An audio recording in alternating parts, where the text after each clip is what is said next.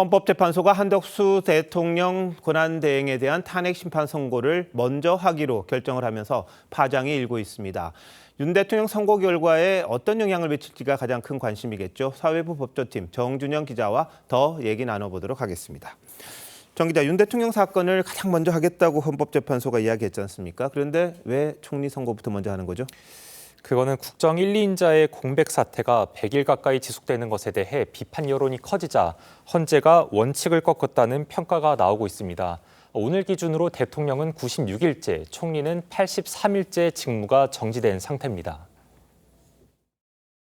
탄핵 심판 사건 중 대통령 탄핵 심판 사건을 최우선으로 처리한다는 방침은 그대로 유지한다.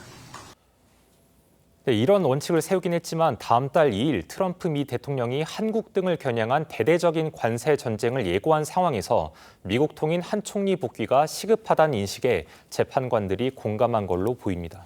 네, 한 총리 선고에 대한 것보다 더 궁금한 거, 윤 대통령 선고에는 어떤 영향을 줄지인데, 자, 어떻게 보고 있습니까?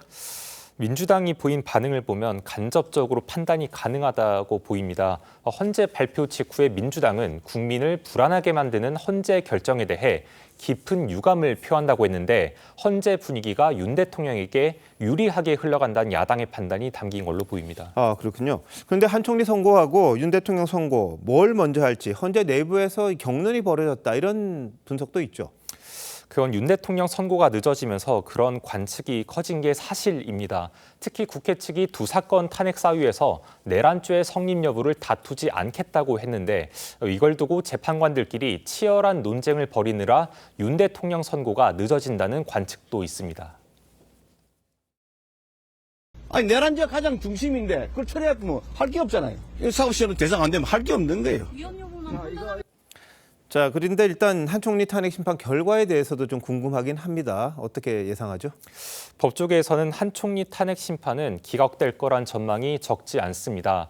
앞서 한 총리 탄핵 변론에서 문영배 권한대행은 한 총리의 혐의가 뚜렷하지 않다는 투로 말하기도 했습니다. 기록을 보낸 사람은 혐의가 뚜렷하기 때문에 보냈고 보내주지 않은 사람은 혐의가 없거나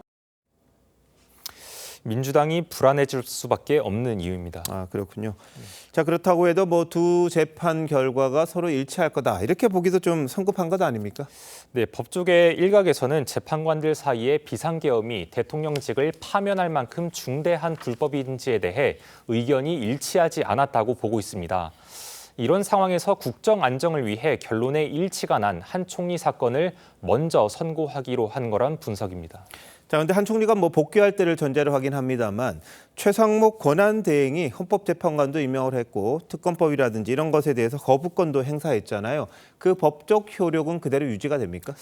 일각에선 한 총리가 복귀를 하면 최상목 권한대행의 지위가 무효로 되면서 최대행의 결정이 법적 효력을 상실한다는 주장도 있긴 합니다. 하지만 그럴 가능성은 거의 없다는 게 법조계의 전망입니다. 더 이상 권한대행이 아니게 되었다고 해서 이 권한대행으로 적법하게 행사하는 게 무효가 되거나 이런 거는 아니죠. 헌재가 한 총리 선고를 하면서 이 문제에 대해 별도의 언급을 할 거란 관측도 있습니다. 네, 뭐 다음 주 월요일인데 많은 사람들이 좀 지켜보겠군요. 기자 잘 들었습니다.